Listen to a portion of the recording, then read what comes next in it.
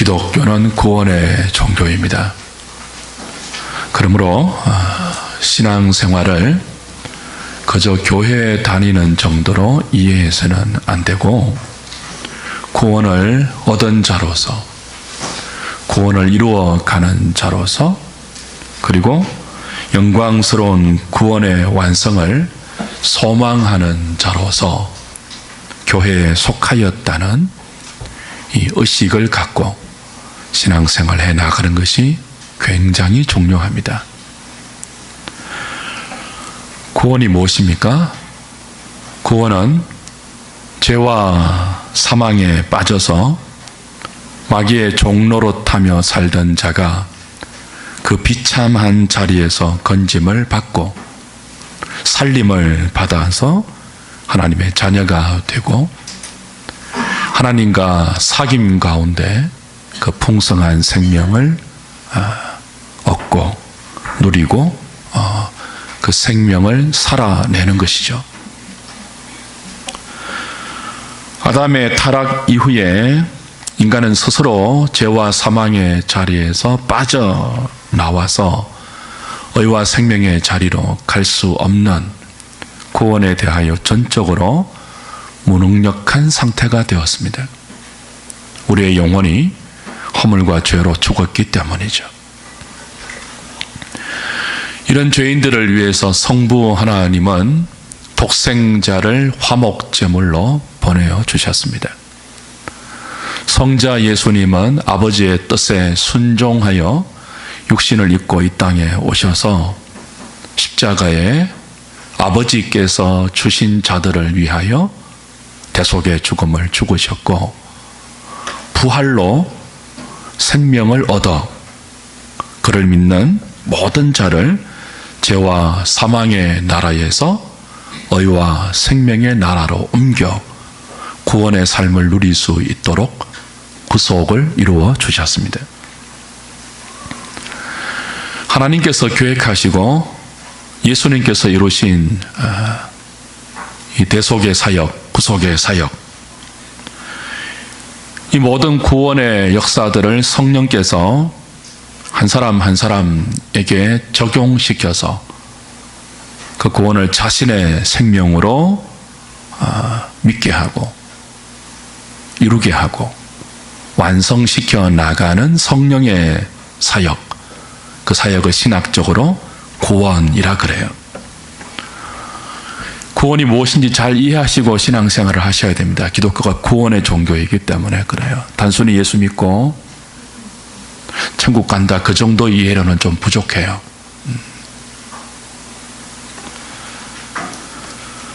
구원은 저와 여러분의 노력으로, 우리의 결심으로 얻어낼 수 있는, 그리고 도달할 수 있는 그 무엇이 아닙니다. 인간은 스스로 구원을 얻을 수 없습니다. 오직 삼위 하나님께서 모든 지혜와 능력과 열심을 동원하여 시작하시고, 착한 일을 시작하신 이가 계속 그 일을 진행하시고, 그리고 앞으로 영광스럽게 완성시킬 하나님의 사역이 구원입니다. 구원은 전적으로 하나님의 일입니다. 하나님께서 우리를 구원하지 않으면 아무도 생명을 얻지 못하고 구원을 얻지 못합니다. 그러나 전적으로 하나님의 일인 이 구원은 우리 안에서 이루어집니다. 우리에게 이루어지기 때문에 또한 전적인 인간의 일이기도 합니다. 하나님께서 구원하실 때 내가 구원을 받아요. 내 안에서 구원이 이루어지기 때문에 구원은 하나님의 일인 동시에 인간의 일이죠.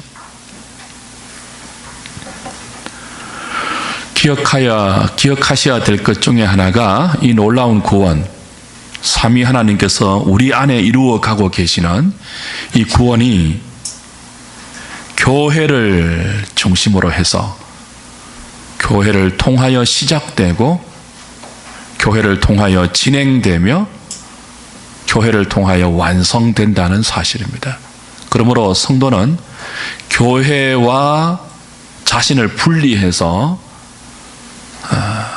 자신의 삶을 살 수 없는 존재들이에요. 여러분은 그리스도의 몸인 교회로 부름을 받아서 그 교회를 통하여 지금 하나님이 시작하신 그 착한 구원의 일을 여러분 안에 이루어가고 있는 중입니다. 교회를 통해서입니다. 그래서 내가 교회에 속했다라는 의식을 갖는 것이 굉장히 중요해요. 저와 여러분은 단순히 어려움을 피하고 복을 불러오기 위해서 교회를 출입하지 않습니다. 그걸 위해서 예배를 드리지 않습니다. 신앙을 그 정도로 이해하면 기독교 신앙은 부적 신앙이 되죠. 어려움을 피해주는 부적, 복을 불러오는 부적 정도가 아니죠.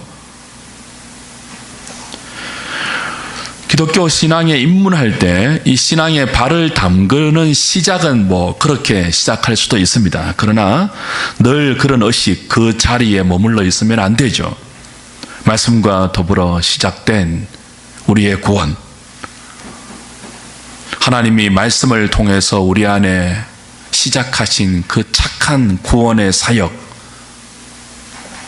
내 안에 시작된 이 놀라운 하나님의 구원을 이루어가는 자로서 장차 영광스럽게 완성될 그 구원을 소망하는 자로서 내가 교회에 속하여서 지체들과 함께 이 구원의 삶을 이루어가고 있다 하는 의식을 늘 가지셔야 됩니다. 여러분이 구원받았는지 어떻게 알 수 있을까요? 요한일서는 계속 구원받은 증거를 두 가지로 제시했죠. 하나는 믿음입니다. 성육신하신 예수님을 믿는 믿음이고요. 또 하나는 뭐였죠? 사랑입니다. 형제 사랑입니다. 오늘 본문도 이 두 가지 구원의 증거를 다시 한번 반복해서 우리에게 강조합니다. 요한일서 5장 1절을 다시 보실까요? 예수께서 그리스도이심을 믿는 자마다 뭐라고요? 하나님께로부터 난 자다 그랬습니다. 예수님이 그리스도임을 믿는 자가 하나님께로부터 난 자예요. 하나님께로부터 났다는 말은 거듭났다, 구원받았다는 뜻이죠. 그러니까 누가 구원받은 자예요? 예수님이 그리스도이심을 믿는 자예요. 사랑하는 여러분, 예수님이 그리스도이심이 믿어지는 게 예사로운 일이 아닙니다.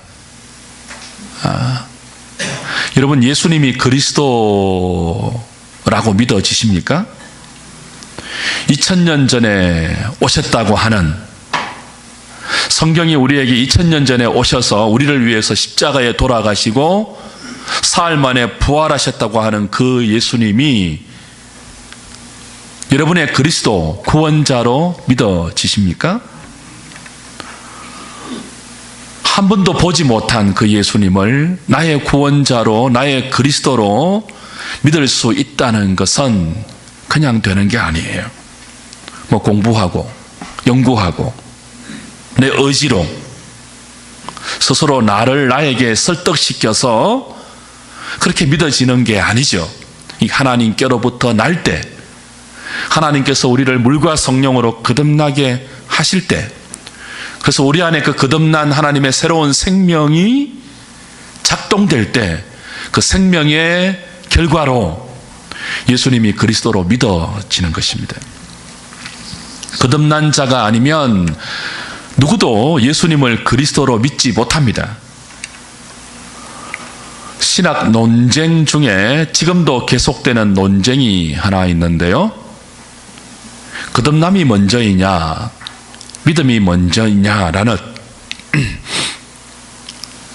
이 거듭남과 믿음의 순서입니다.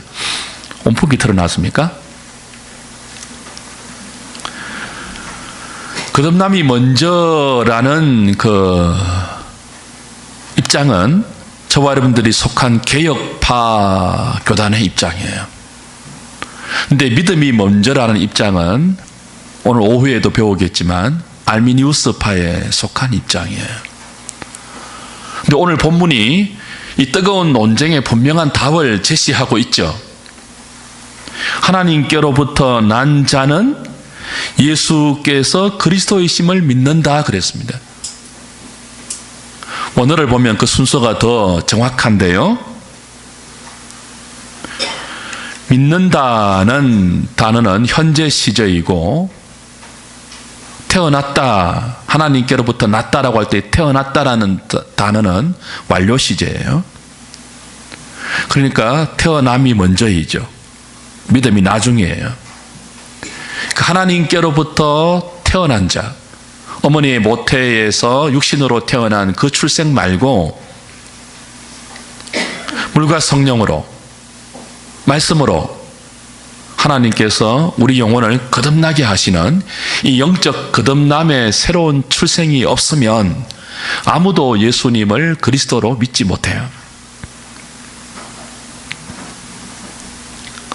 거듭나서 우리 안에 새로운 하나님의 생명이 주어졌기 때문에 그 생명의 작동으로 내가 죄인됨이 믿어집니다.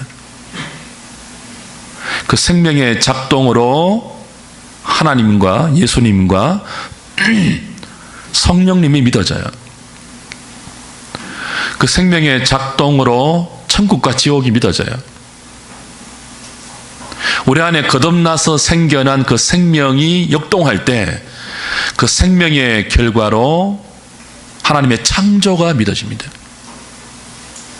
이 땅이 영원하지 않으며 장차 그리스도께서 다시 오셔서 영원한 천국을 새하늘과 새 땅과 새 예루살렘으로 바로 여기에서 다시 이룬다는 사실이 믿어집니다.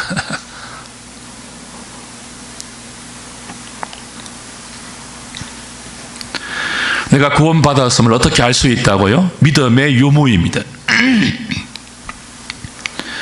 여러분이 예수님을 그리스도로 믿으신다면 다른 어떤 특별한 체험이 없어도 여러분은 분명히 구원받은 하나님의 자녀입니다.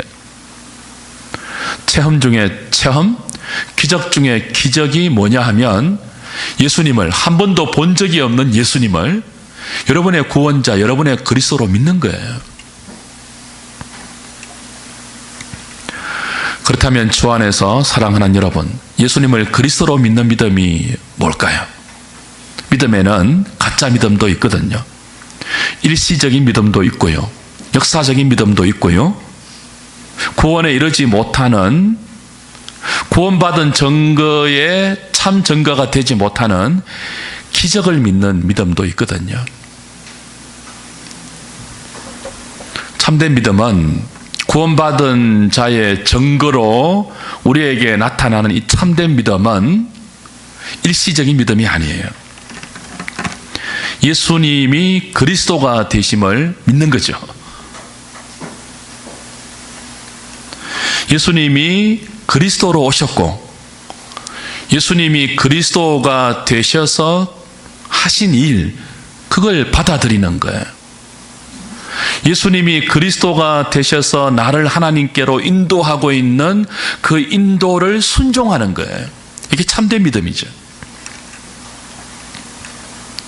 참된 믿음은 지적인 동의, 정적인 확신, 그리고 의지적인 따라감, 이 순종이 동시에 우리의 인격 가운데 나타나는 생명의 현상입니다. 이 지적 동의, 그리스도가 누구이며 예수님이 어떤 그리스도이며 하나님이 어떤 분이며 성령님이 어떤 분인지를 아는 이 지적인 믿음이 중요해요. 그러나 이 지적 동의로만 가지고 우리는 구원받은 자에게 나타나는 참된 구원의 증거인 믿음이라고 볼 수 없죠. 지적인 동의는 반드시 정적인, 감정적인 확신이 동반되어야 돼요. 예수님이 그리스도라는 확신, 이 정적인 확신이 지적인 믿음에 동반되어야 되죠. 그리고 이 확신은 무엇으로 연결되어야 되죠? 예수님이 그리스도가 되셔서 우리를 하나님께로 인도하는 그 인도에 전적으로 순종하는 순종이 동반되어야 합니다. 세 가지 요소 중에 하나라도 없으면 참된 믿음이 아니죠. 믿음의 정도는 다 차이가 있습니다. 크고 작고 이 정도는 다 차이가 있어요. 그러나 아무리 적더라도 우리의 믿음에는요, 이 지적인 요소, 정적인 요소, 의지적인 요소가 동시에 생명의 결과로 따라 나와야 합니다. 예수님에 대해서 지적으로 동의하면서도 여러분의 마음으로 그 예수님을 신뢰하지 않고 예수님이 그리스도라는 확신을 갖지 않고 의지적으로 예수님을 따르지도 않는다면 그 믿음은 참된 믿음이 아니죠. 귀신도 지적인 믿음을 갖고 하나님이 한 분인 줄 알고 두려워 떱니다. 그러나 아무도 귀신이 갖고 있는 그 지적인 믿음을 구원 얻는 믿음이라고 말하지는 않죠. 예수님이 그리스도이십니다. 그리스도는 기름 부음 받은 메시아, 기름 부음 받은 자, 메시아, 구원자, 그런 뜻이죠. 하나님께서 예수님을 우리의 구원자로 보낼 때 그냥 보내지 않고요, 기름 부음 받은 직분을 수행하시는 메시아로 보내셨어요. 제가 몇 번이나 말씀을 드렸죠. 그 예수님이 그리스도로 믿는 믿음이 참된 믿음이잖아요. 구원받은 증거잖아요. 예수님을 그냥 아무렇게나 우리의 종교성으로 전능한 하나님 정도로 믿는 것이 아니고 예수님을 그리스도로 믿어야 돼요. 그리스도가 어떤 뜻이라고 했죠? 기름 부음 받은 자, 그런 뜻이에요. 기름 부음 받은 자는 메시아, 구원자입니다. 하나님께서 예수님을 기름 부음 받은 메시아로 보내셨는데, 이 기름 부음 받은 메시아라는 말은 예수님을 우리의 왕으로, 우리의 선지자로, 우리의 제사장으로 주셔서 그 직분을 감당하심으로 구원하셨다는 것을 의미합니다. 구약의 세 가지 직분의 기름을 부어서 이 사람은 공적으로 내가 세우는 나의 왕이다, 나의 선지자다, 나의 제사장이라고 선언하셨잖아요. 그래서 하나님께서 예수님에게 기름을 부으셨죠. 성령으로 기름을 부으셨죠. 요단강에서 세례 요한에게 세례를 받을 때 이는 내 사랑하는 아들이요 그랬잖아요. 기름을 부었거든요. 성령이 비둘기같이 임했잖아요. 그래서 예수님은 왕으로 우리를 구원하십니다. 선지자로 우리를 구원하십니다. 제사장의 직분을 감당하심으로 우리를 구원하십니다. 예수님이 그 일을 하신 것을 우리가 온전히 동의하고 예수님이 하신 그 제사장과 왕과 선지자의 일을 전적으로 신뢰하고 예수님이 왕으로 우리를 다스리고 선지자로 가르치시고 제사장으로 우리를 하나님께로 인도하는 그 가르침과 그 인도하심에 전적으로 순종하는 믿음이 뭐예요? 예수님을 그리스도로 믿는 믿음이죠. 여러분은 예수님을 그리스도로 믿고 계십니까?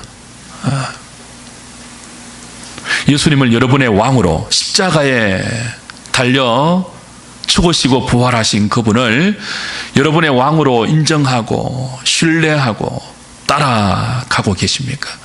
그 왕의 말씀의 다스림을 받고 계십니까? 선지자로 오신 그 예수님을 여러분의 구원자로 받아들여서 그 예수님의 가르침을 받고 계십니까? 신앙생활은 예수님의 가르침을 받는 거예요. 안 받으면 구원받은 사람은 아니에요. 교회 다녀도. 세상의 가르침만 받고 세상에 막 부지런히 우리에게 목소리를 높여서 세뇌시키고 우리를 인도해 가고 가르치는 내용들이 있잖아요. 가르치는 사상들이 있잖아요. 여러분의 삶이 그 세상의 가르침에만 영향을 받고 예수님의 말씀의 가르침에는 조금도 영향을 받지 않는다면 여러분은 예수님을 그리스도로 믿지 않는 거예요. 구원받지 못한 사람이에요. 아직까지. 교회를 다니면서 끊임없이 그걸 점검하셔야 돼요. 그래서 복 받으려고 나오는 것이 아니고 과연 내가 구원 얻은 자의 이 증거가 나에게 조금이라도 있어서 그 그 구원의 씨앗을 가지고 더 풍성한 구원을 여기에서 지체들과 함께 이루어 가고 있는지, 그리고 장차 완성될 점도 없고 험도 없고 주름도 없는 이 놀라운 구원을 소망으로 기대하고 바라보고 있는지, 끊임없이 여러분 자신에게 물어보셔야 돼요. 그런 의식 없이, 그런 질문 없이 그 질문에 대한 성경적인 고민과 그 고민을 기도로 연결시켜서 하나님 앞에 무릎 꿇는 것 없이 신앙생활을 하는 것은 곤란해요.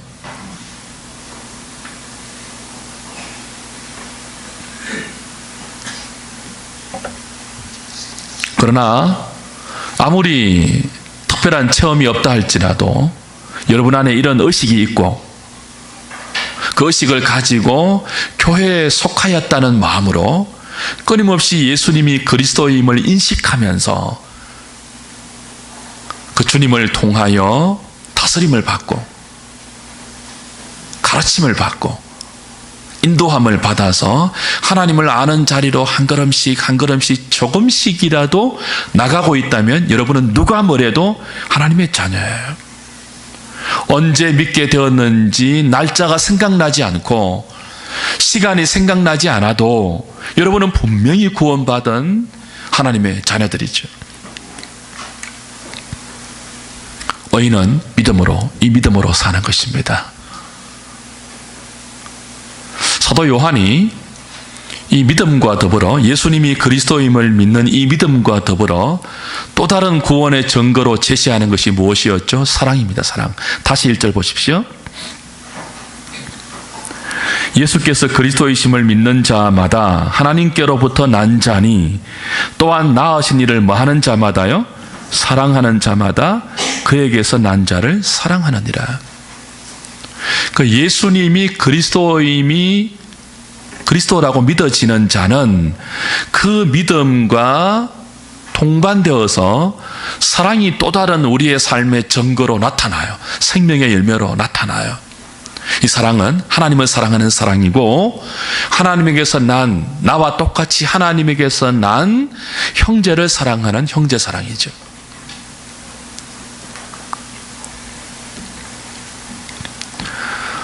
사랑이 구원의 증거인데요, 내가 구원받은 자임을 스스로 점검하고 돌아볼 때 내 안에 사랑이 있느냐를 이렇게 체크해 봐야 되죠. 하나님을 사랑하는 사랑이 있느냐, 형제를 사랑하는 사랑이 있느냐. 근데 사랑을 체크할 때 불신자들도 늘 사랑을 갈구하잖아요. 늘 사랑받기를 원하고 사랑하기를 원하잖아요. 그런데 세상이 말하는 불신자들도 함께 열망하는 이 사랑과 하나님으로부터 나서 구원을 얻어 그 구원 얻은 자에게 당연한 생명의 결과로 나타나는 이 사랑의 차이가 뭘까요?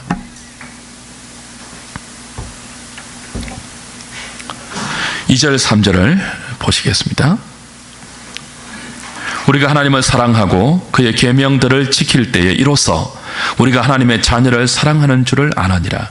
하나님을 사랑하는 것은 이것이니 우리가 그의 계명들을 지키는 것이라. 자, 사랑을 무엇과 연결시키고 있죠? 계명과 연결시키고 있습니다. 구원받은 자가 그 생명의 열매로 당연하게 나타내는 이 사랑은 독특해요. 계명과 연결된 사랑입니다. 불신자의 사랑은 절대로 그렇지 않죠. 계명과 연결해서 사랑하지 않습니다. 세상의 사랑은 다 이기적인 사랑이에요. 자기를 중심으로 한 사랑이지 계명과 연결된 말씀과 연결된 사랑하되 말씀이 사랑하라는 대로 사랑하는 그런 사랑을 세상은 할 수 없습니다. 흉내도 못 내요. 오직 하나님께로부터 나서 하나님의 생명을 그 안에 씨앗으로 새로운 본성으로 소유하고 있는 자들만이 예수를 그리스도로 믿을 뿐 아니고 그 믿음과 더불어 하나님 말씀을 중심으로 해서 하나님을 사랑하고 형제를 사랑하는 이 계명으로 사랑하는 사랑의 삶을 독특함으로 갖게 된다는 거죠. 하나님께서 그의 백성들에게 주신 계명은 사랑의 법입니다. 그리고 그리스도인의 사랑은 이 계명을 실천하는 행동이죠. 만약 형제를 사랑하지 않는다면 하나님을 사랑하지 않는 것입니다. 형제를 사랑하지 않는다면 계명을 지키지 않는 것입니다. 동시에 형제를 사랑한다고 하는데 하나님을 사랑하지 않거나 하나님의 계명을 지키지 않는다면 그 사랑은 가짜 사랑이죠. 계명이 무엇입니까? 좁게는 10계명이에요. 더 나아가서는 율법과 신구약 성경 전체를 계명이라고 표현합니다.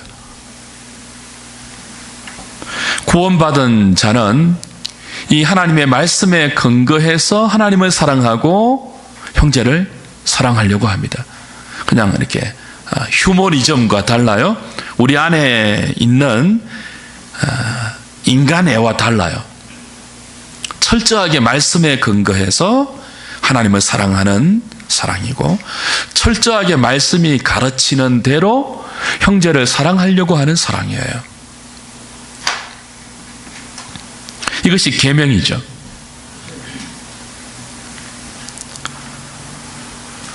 구원받은 자는 계명, 하나님의 말씀을 무거운 것으로 여기지 않습니다. 왜냐하면 이 계명은 사랑의 법이기 때문에 그렇습니다. 계명을 나를 구원하신, 나를 낳으신 하나님 아버지의 사랑의 요구라고 이해하면 성경 가운데 주어진 모든 내용들은 무거운 것으로 다가오지 않습니다.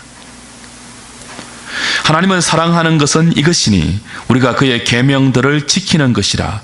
그의 계명들은 무거운 것이 아니로다 그랬죠.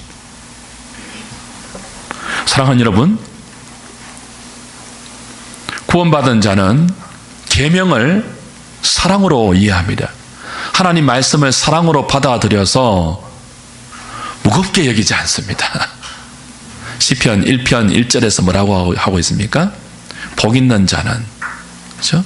여호와 율법을 주야로 즐거워하여 묵상한다고 했습니다.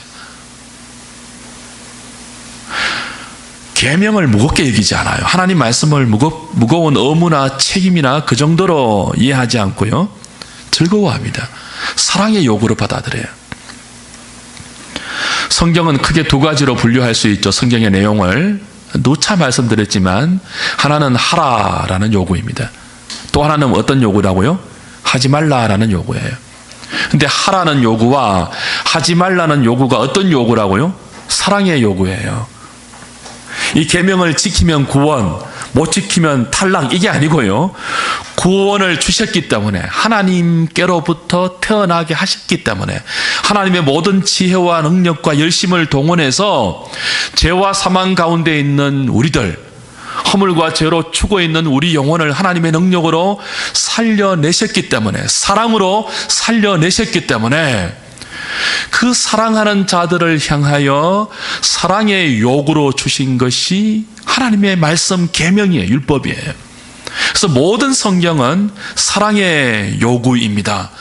하나님의 러브레터. 여러분, 사랑하는 사람이 보낸 연애 편지를 무겁게 여깁니까? 아니죠. 여러분, 연애하실 때 기억나시지 않습니까?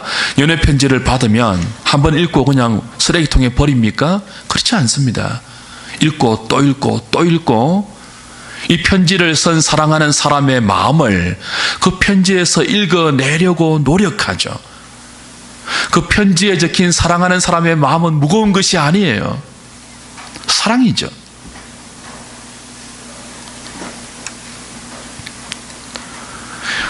하나님께서 좋아하시는 것이 하라는 요구이고요, 하나님께서 싫어하시는 것이 하지 말라는 성경의 내용입니다. 우리가 하나님을 사랑한다면 하나님이 좋아하는 것을 우리도 좋아해야 됩니다. 하나님께서 싫어하시는 것을 우리도 싫어해야 됩니다. 그게 사랑이지 않습니까? 사랑하면 그렇게 되지 않습니까? 사랑하는 사람이 좋아하는 것을 나는 싫다. 그러면 그 사람은 사랑하는 게 아니에요. 사랑하는 사람이 싫어하는데도 나는 좋다. 그러면 그것도 사랑하는 게 아니에요. 사랑하면, 사랑에 빠지면 내가 좋아하는 것을 그 사람이 싫어할 때 내가 좋아하는 것을 내려놓고 안 하게 됩니다. 내가 싫어하는데 내가 사랑하는 그 사람이 좋아하면 내가 싫어하는 그것을 좋아하는 자리로 옮겨간다고요. 사랑이 그런 것 아닙니까? 그 노력이 없으면 사랑이 아니에요. 그게 계명은 무거운 것이 아니라는 뜻이죠. 하나님께서 말씀을 통하여서 하라, 하지 말라고 하는 것은 무거운 것이 아니에요. 사랑의 요구이죠. 그러므로 구원을 얻은 자는 계명을 사랑합니다. 하나님의 말씀을 사랑합니다. 하나님의 율법을 즐거워하면서 주야로 묵상합니다. 그리고 그 말씀에 근거해서 하나님을 사랑하려고 하고 형제를 사랑하려고 하고 예수님을 믿으려고 합니다. 그 말씀에 근거해서 예수님을 그리스도로 받아들이고 예수님의 가르침을 동의하고 그 예수님의 인도하심에 순종합니다. 교회는 그런 공동체이죠. 말씀을 즐거워하는 자들이 함께 모여서 이렇게 말씀을 받지 않습니까? 무겁게 여겨지는 말씀이라도 무거운 것으로 여기지 않고 이게 사랑의 요구이구나. 사랑으로 받아들여서 그 사랑의 요구에 전적으로 동의하면서 그 사랑의 요구가 우리에게 이끄는 그 자리로 예수님을 그리스도라고 믿고 따르면서 순종해 가는 것.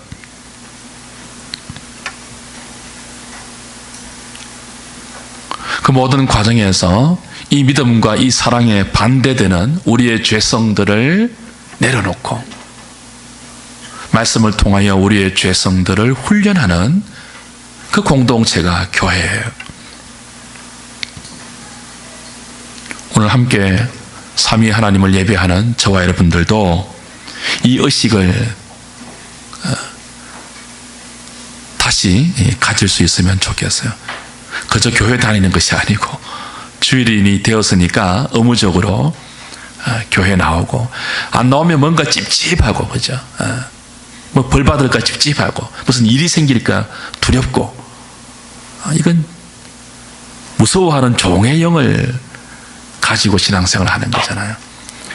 우리는 무서워하지 않는 양자의 영을 받아서 하나님을 아버지라고 부르면서 그 아버지께로부터 난 자로 예수님을 그리스도로 믿는 믿음과 그 믿음에 동반되는 하나님 사랑, 형제 사랑을 말씀을 통하여 배워가면서 함께 이 사랑과 이 믿음에 반대되는 우리의 타락한 옛 본성을 함께 이렇게 내려놓는 훈련을 여기에서 해 나가야 합니다.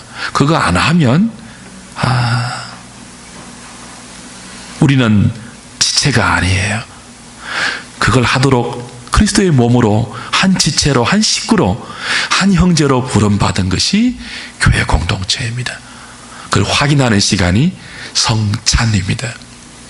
오늘 저와 여러분들이 주님이 우리를 위해서 찢어주신 이 살을 떡으로 함께 나누면서 십자가에서 우리를 위해서 흘려주신 이 주님의 잔을, 피를 잔으로 함께 받아 마시면서 우리가 어떻게 교회에 속하게 되었는지, 하나님께로부터 나서 생명을 얻은 자가 왜 교회에 이 그리스도의 몸을 이루어서 여기 지금 함께 모여 있는지를 확인하고 믿음과 사랑을 함께 격려하고 같이 예수님을 그리스도로 잘 믿어가고 같이 말씀을 통해서 하나님을 잘 알아가고 사랑해가고 같이 형제를 말씀에 근거해서 잘 이렇게 섬기고 사랑해가는 이 믿음과 사랑의 자리로 한 걸음 더 나아가는 저와 여러분 될 수 있기를 주님의 이름으로 축복합니다.